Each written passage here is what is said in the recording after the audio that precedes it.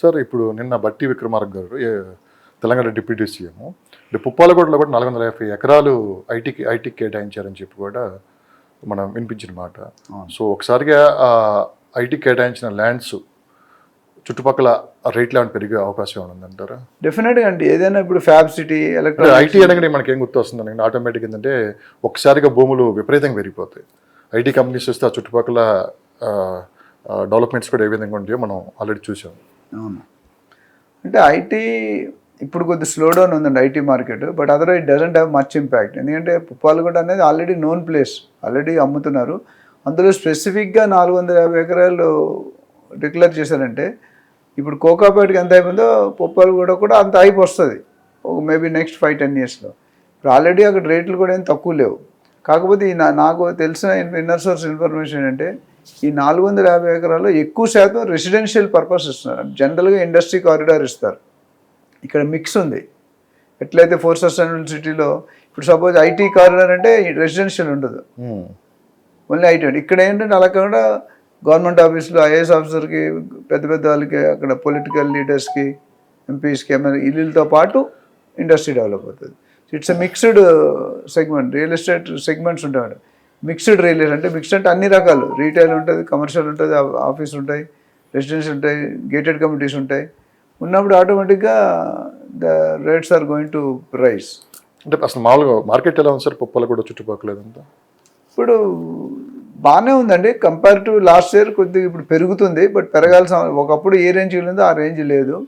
But ఎలాంటి investments side వస్తుంది అంటే ఇన్వెస్ట్మెంట్స్ బాగానే ఉన్నాయి. ఇప్పుడు చాలామంది ప్రతి ఛానల్లో ప్రతి యాంకర్ కూడా అడిగేది ఆల్వేస్ డిబేట్, డమాల్ అయిందా పడిపోయిందా. సో నేను చాలాసార్లు ఇచ్చాను, డమాల్ అనేది అవదండి. రియల్ ఎస్టేట్కి 2 కాయిన్స్, ఒక కాయిన్ ఉంటుంది, ఒక కాయిన్కి 2 వేపులు ఉంటుంది.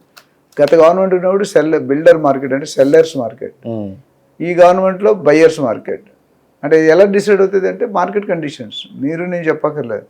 మార్కెట్లో ట్రాన్సాక్షన్ అవుతూ పోతుంటే రేట్లు, ఇప్పుడు మీరు ఒక ₹1,00,00,000 కొన్నారు, మీరు ఒక 6 నెలలు 1 ఇయర్ తర్వాత 1,50,00,000 అమ్మేస్తారు. ఎవడో దొరుకుతాడు ఆ ప్లేస్లో కావాలని. అట్లా 1,50,00,000 ఆయన ఇంకోటి 2-3 సంవత్సరాలు 3 కోట్లకు అమ్ముతాడు. అంటే ₹1,00,00,000 3 కోట్లు అయిపోయింది నెక్స్ట్ 3-4 ఇయర్స్లో. అలా ట్రాన్సాక్షన్ అవుతుంది. లాస్ట్ అయిన డీలే ఇప్పుడు జూబ్లీహిల్స్లో మంత్రి అని ప్రాజెక్ట్ ఉంది. అంతకుముందు మేటాస్,